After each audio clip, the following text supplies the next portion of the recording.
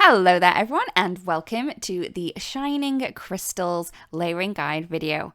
So first up, what I've done is I have embossed a piece of cardstock using the Shining Crystals 3D embossing folder, and you can see just how pretty that looks there.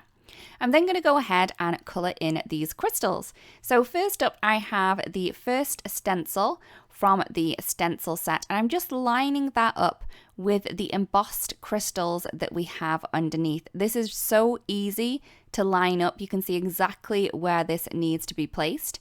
And for this layer here, I'm going to go in with some of the Pinkalicious ink. Once that has been done, I'm going to lift that stencil and I'm just going to rotate it slightly so I can use the image that's in this bottom part here. Now, this image does have a little bit of etching that is going to go around the image that you've just coloured. So you can definitely use this stencil by itself without the embossing folder if you wanted to as well. For this layer here, I am going to be using the Rubellite ink. So once we have done the sides of these larger crystals, we're then going to add on the little top. So as you can see, I've just rotated that stencil again to add in the top portions. And I am just going to be using the Razzleberry ink just to add that dark bit on top. You could definitely use a lighter one. It's completely up to you what colours inks that you want to use with these fabulous crystals. We're then going to move on to stencil number 2. Again, I'm lining up the embossing, as you can see, through the stencil, and also those etched pieces that we have on the stencil as well. That's really going to help you line this stencil up perfectly. So for this layer here, I did use the Volcano Ink Lake. I'm then going to shift the stencil over and I'm going to line up the little kind of side pieces to the ones that we've just done. For this layer here, I am going to be using the Lagoon ink to add in that darker shade of this beautiful seashore colour that we have. Once that has been done, we can remove the stencil and then just place on the little tops to those blue-green crystals that we've just created.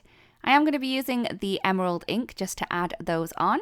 I am using a small blending tool, but you could definitely use a smaller one if you wanted to, or even a larger one if you do feel that that's comfier for you. So once that's been done, we can remove that stencil and move on to the third and final stencil. So this is going to add in the smaller little crystals that we have in the forefront. So for the largest piece of the crystals, I am going to be using the Wisteria ink there. Once that has been done, we can remove that stencil and then pop that again into place. We do have the etching on this, so it's really easy to pop into place. This layer here, I will be using some of the Hydrangea ink. This is such a really pretty, like a bluey purple colour that we have here. And then we're just going to add on the little tops to the crystals that we've just done. And for this one, I will be using the Ultraviolet ink.